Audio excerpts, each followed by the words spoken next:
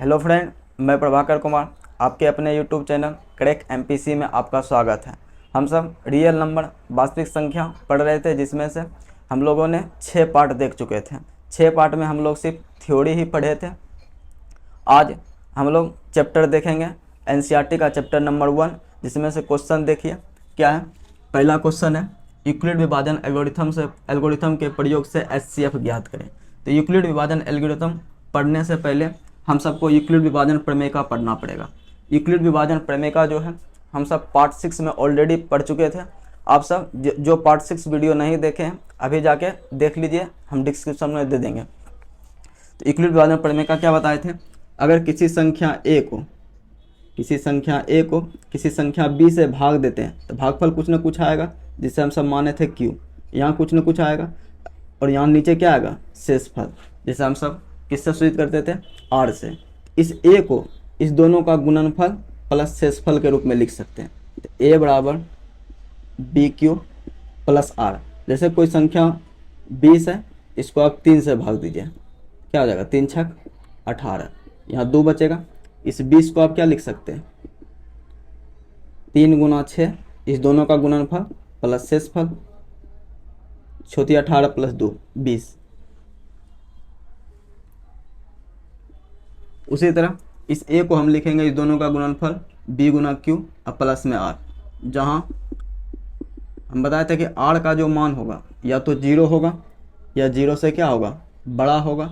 लेकिन जिससे भाग दे रहे हैं, यहाँ भाग किससे दे रहे हैं, b से, उससे क्या होगा, छोटा। यही आपका क्या था, यूक्लिड विभाजन प्रमेय का नियम था। अब देखिए यूक्लिड विभाजन एल्गोरिथम क्या होता है। यूक्लिड विभाजन एल्गोरिथम जो है एक प्रक्रिया या प्रोसेस है एचसीएफ ज्ञात करने का। इस प्रोसेस में हम सब यूक्लिड विभाजन प्रमेय का ही प्रयोग करेंगे। दो संख्या का एचसीएफ निकालने बोलेगा एल्गोरिथम से, यूक्लिड विभाजन प्रमेय का प्रयोग करेंगे। यूक्लिड विभाजन प्रमेय का प्रयोग करने पर अगर शेषफल 0 आ जाए, शेषफल क्या आ जाए 0, तो जो हमारा भाजक होगा वही क्या हो जाएगा, उस दोनों संख्या का एचसीएफ। अगर शेषफल 0 नहीं होगा तो पुनः भाजक और शेषफल में यूक्लिड विभाजन प्रमेय का लगाएंगे। अगर वहाँ पर शेषफल 0 हो गया तो वहाँ उस दूसरा स्टेप का जो भाजक होगा वो एचसीएफ हो जाएगा। इसी अगर मान लीजिए वहाँ पर भी 0 नहीं आया, इसी तरह आगे बढ़ते जाएंगे। जब जहाँ पे भी शेषफल 0 हो जाएगा उसका अंतिम भाजक ही क्या होगा, एचसीएफ हो जाएगा। इस पूरे प्रोसेस को ही हम सब क्या बोलते हैं, यूक्लिड विभाजन एल्गोरिथम। हम क्वेश्चन के थ्रू देखते हैं क्या है पूरा प्रोसेस। जैसे देखिए पहला क्वेश्चन है 135 और 225, इस दोनों संख्या का क्या निकालना है, एचसीएफ। तो हम इसमें देखेंगे कि दोनों संख्या में बड़ा कौन सी संख्या है। तो यहाँ सीधे पता चल रहा है कि 225 बड़ा है 135 से। जो संख्या बड़ा होगा उसे हम a से सूचित कर देंगे, जो संख्या छोटा होगा उसे हम किससे सूचित कर देंगे, b से। इस दोनों संख्या में हम लगाएंगे यूक्लिड विभाजन प्रमेय का, यूक्लिड विभाजन प्रमेय का। यूक्लिड विभाजन प्रमेय का क्या होता है, a बराबर bq प्लस r। जहाँ बताए थे r का जो मान होगा या तो 0 होगा या 0 से क्या होगा, बड़ा होगा। लेकिन जिससे भाग दे रहे हैं, भाग हम किससे देते हैं, b से भाग देते हैं, जिससे भाग दे रहे हैं उससे क्या होना चाहिए, छोटा। क्या आप देखिए a आपका क्या है 225, b क्या है 135, q और r आपको ढूंढना है। हम क्या करेंगे, इस दोनों में यूक्लिड विभाजन प्रमेय का लगाएंगे। यूक्लिड विभाजन प्रमेय का होता क्या है, एक भाग ही होता है। 135 से 225 में भाग देते हैं, कितना मरते लगेगा, एक मरते लग जाएगा 135, घटाएंगे तो 0 और ये हो जाएगा 12 में से 3 जाएगा 9, 90।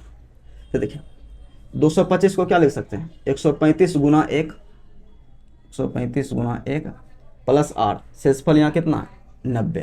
क्या यहाँ r 0 आ रहा है, क्या ये जो शेषफल है r 0 आ रहा है, क्या 0 नहीं आ रहा। अगर r 0 आ जाता हम सब यहीं रुक जाते और जो हमारा भाजक होता, भाजक कौन है 135, वही हमारा क्या हो जाता, एचसीएफ। अगर r 0 नहीं होगा तो फिर से हमको यूक्लिड विभाजन प्रमेय का यूज करना है, किस में, जो हमारा भाजक है और जो हमारा शेषफल है। ये भाजक 135 और ये शेषफल, ये दोनों में पुनः यूक्लिड विभाजन प्रमेय का लगाना है। इस दोनों में बड़ा कौन है 135 बड़ा है और 90 क्या है, छोटा। तो 135 को ए मान लेंगे और 90 को क्या मान लेंगे, बी। अब 90 से भाग देंगे 135 को, हमको क्यू और आर चाहिए, तो 90 से भाग दीजिए 135 में। तो 90 का 90 क्या आएगा, 5 9 4 13।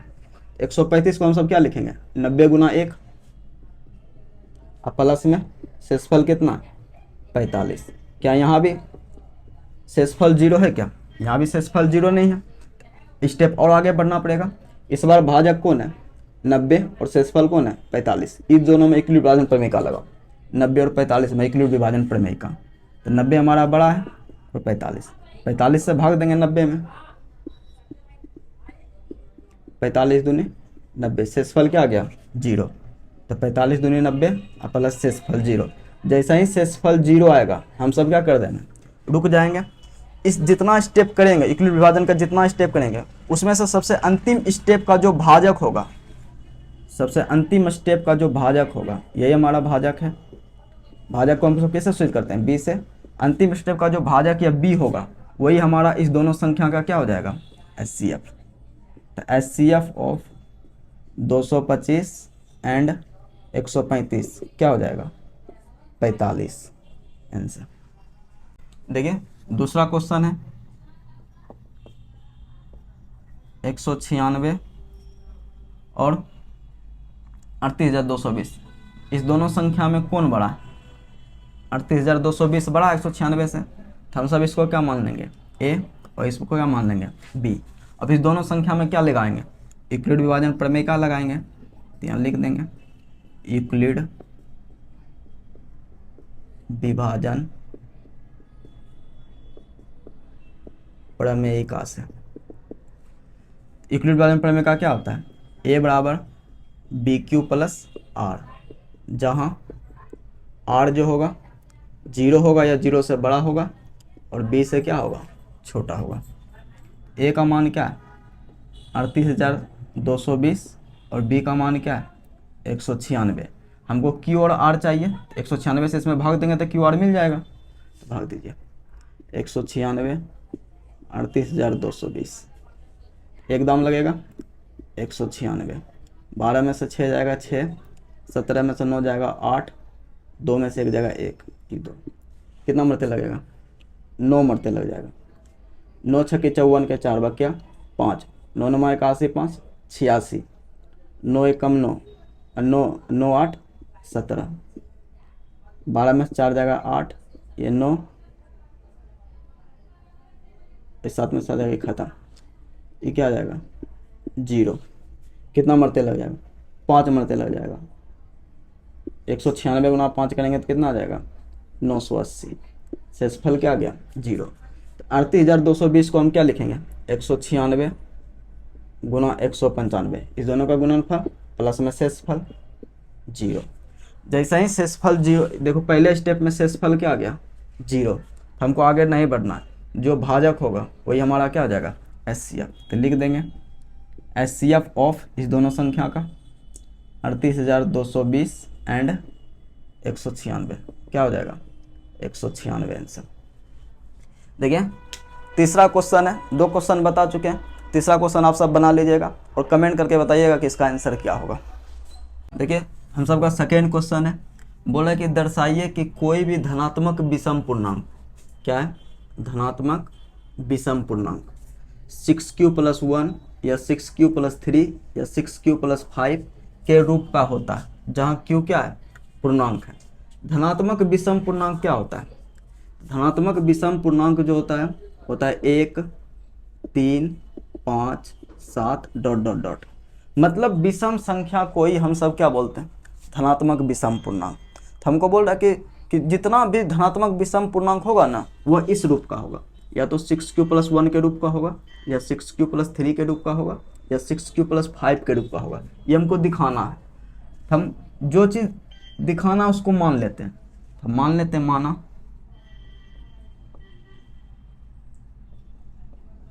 धनात्मक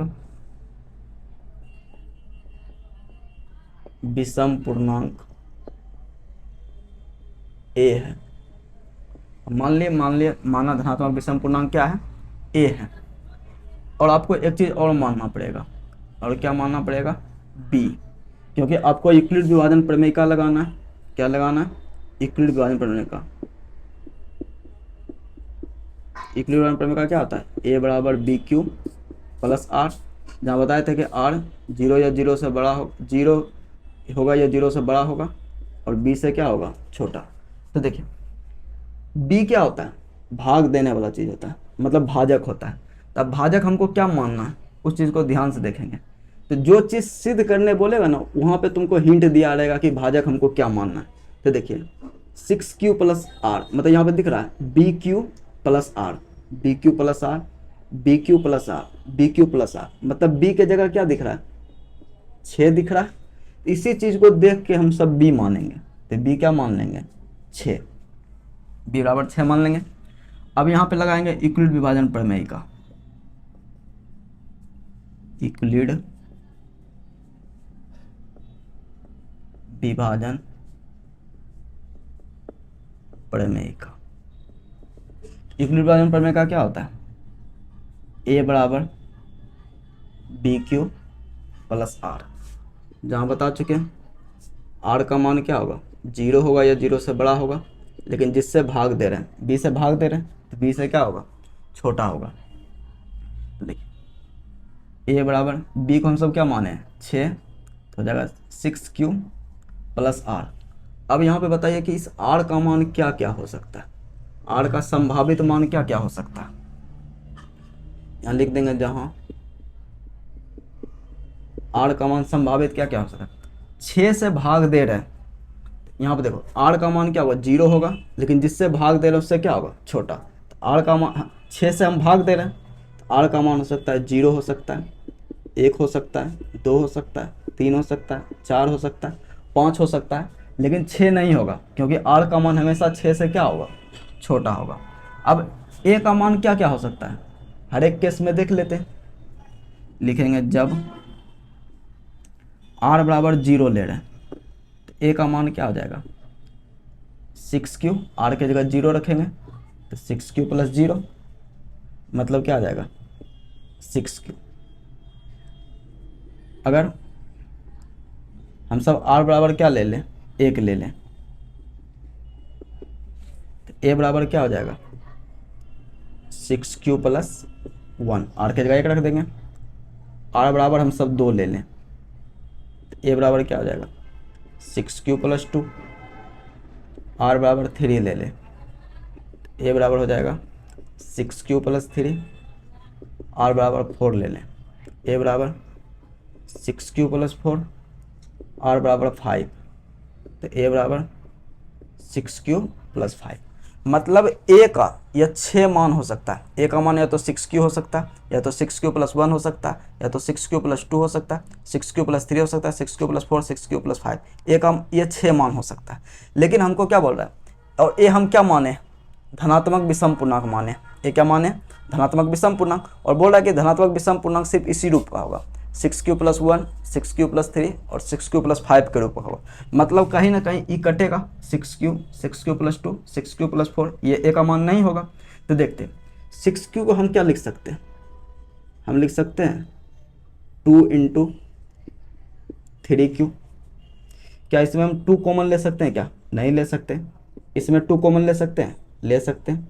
2 इंटू 2 कॉमन लेंगे तो क्या होगा, 3q प्लस 1, इसमें 2 कॉमन नहीं ले सकते, इसमें फिर ले सकते हैं, 2 कॉमन लेंगे, 6q, 2 कॉमन लेंगे तो क्या हो जाएगा, 3q प्लस 2, 2 से भाग देंगे, 2 तिया 6 और 2 दूनी 4।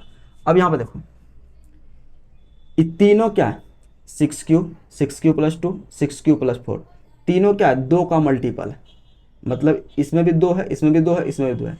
और आपको पता है कि जो संख्या 2 से कटेगा वो कैसी संख्या होती है, सम संख्या होती है। तो देखिए 6q मतलब 2 इंटू 3q, ई भी 2 से कट जाएगा, ई भी 2 से कट जाएगा, ई भी 2 से कट जाएगा। ये तीनों कैसी संख्या है, सम संख्या। और हम एक ऐसी संख्या माने थे, विषम पूर्णांक माने थे, तो ए का मान ये तीनों नहीं हो सकता है। हम लिखेंगे चूँकि 6q, 6q plus 2, 6q plus 5 ये सभी 2 का मल्टीपल है, अतः ये सम संख्या है। मतलब ये सभी 2 का मल्टीपल है तो कैसी संख्या है? सम संख्या। हमको ए का मान क्या लेना? विषम संख्या। अतः ए बराबर 6q + 1 या 6q + 3 ये और ये, या 6q + 5 ही संभव है। मतलब ए का मान यही तीनों होगा, क्योंकि तीनों कैसी संख्या हो जाएगी? विषम पूर्णांक हो जाएगी, और ये सब क्या? सम पूर्णांक। तो हम यहाँ साबित कर दिए कि ए अगर हम धनात्मक विषम पूर्णांक लेंगे तो ए का मान 6q + 1 आएगा, या तो 6q + 3 आएगा, या तो 6q + 5 आएगा। तो हम बोल सकते हैं कि कोई भी धनात्मक विषम पूर्णांक जो होगा ना, इस रूप का ही होगा। चौथा क्वेश्चन है, हम सब तीसरा क्वेश्चन नहीं लिए हैं क्योंकि दूसरा, चौथा और पाँचवा तीनों सेम क्वेश्चन है। तो चौथा पाँचवा पढ़ लेंगे, उसके बाद अंतिम में तीसरा क्वेश्चन हम सब पढ़ लेंगे। तो देखिए चौथा क्वेश्चन क्या है? यूक्लिड विभाजन प्रमेय का प्रयोग करके दर्शाइए कि धनात्मक पूर्णांक का जो वर्ग होगा, वर्ग मतलब स्क्वायर, किसी पूर्णांक m के लिए 3m या 3m + 1 के रूप का होगा। मतलब कोई भी धनात्मक पूर्णांक हो, उसका जो वर्ग होगा ना, वो या तो 3m होगा या तो 3m + 1 के रूप होगा। वर्ग मतलब कोई भी धनात्मक पूर्णांक, जैसे 4 ले लें तो 4 का स्क्वायर, इसको बदलेंगे ना तो इसी रूप का होगा, 3m या 3m + 1 के रूप का होगा। इसी चीज़ को सिद्ध करना है। तो हम मान लेंगे, माना धनात्मक पूर्णांक मान लेंगे, माना धनात्मक पूर्णांक a है। उसके बाद क्या मानते हैं? b मानते हैं, और b बराबर, तो b कहाँ से देख के मानते हैं? जो चीज़ हमें सिद्ध करने दिया होता है उसी चीज़ को देख के b मानते हैं। तो b देखो, b यहाँ क्या दिख रहा है?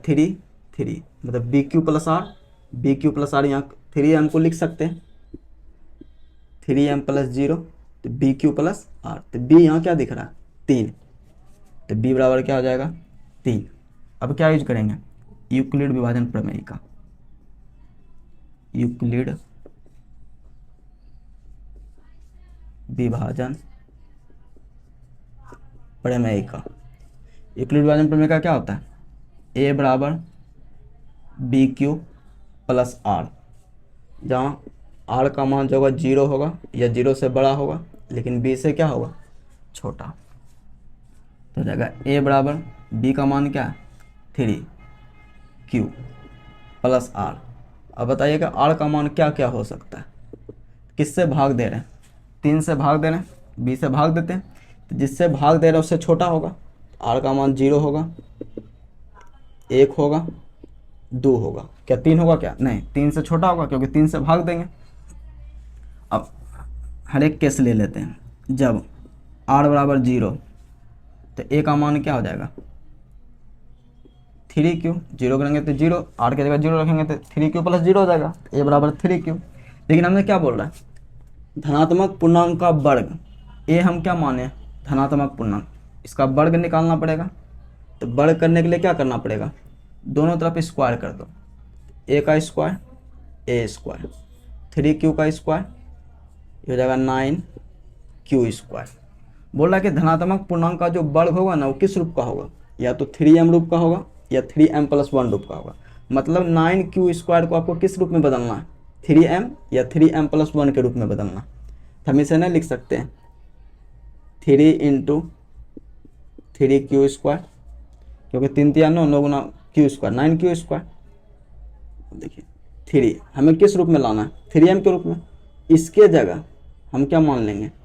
m, और यहाँ लिख देंगे जहाँ m बराबर क्या होगा?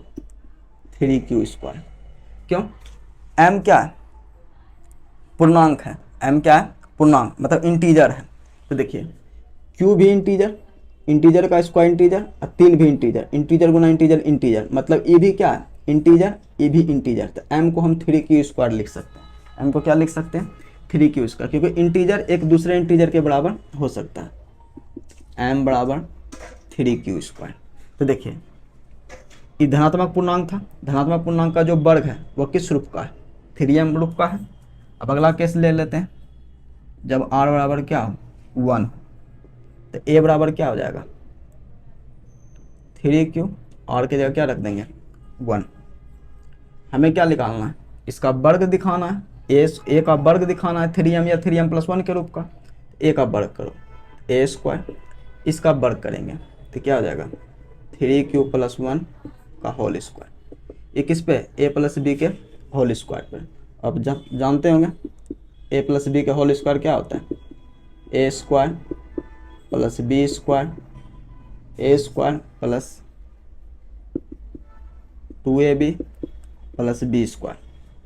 तो देखिए 3a² 3q का स्क्वायर + 2ab, 2a हो गया तुम्हारा 3q इंटू b हो गया 1 + b का स्क्वायर 1 का स्क्वायर, ये हो जाएगा 9q², 3 दूनी 6, 6q + 1। इसको हम सब किसके रूप में दिखाना है, या तो 3m के रूप में दिखाना है या 3m+1 के रूप में दिखाना है। यहाँ देखिए 1 दिख रहा है, तो मतलब 3m+1 के रूप में दिखेगा। इस दोनों में कुछ कॉमन, 3 कॉमन ले लीजिए, तो 3 कॉमन लेंगे तो क्या हो जाएगा, ये हो जाएगा 3q², 3 से भाग देंगे 6 में, तो 3 दूनी 6, 2q + 1। हम सब इसे क्या मान लेंगे m मान लेंगे, 3 इस चीज़ को क्या मान लेंगे m, तो 3m + 1 और यहाँ लिख देंगे जहाँ m बराबर क्या माने 3q² + 2q। तो देखिए धनात्मक पूर्णांक है, धनात्मक पूर्णांक का जो वर्ग है वो किस रूप का आ गया 3m+1 के रूप का। एक केस और बच रहा है, जब r बराबर 3,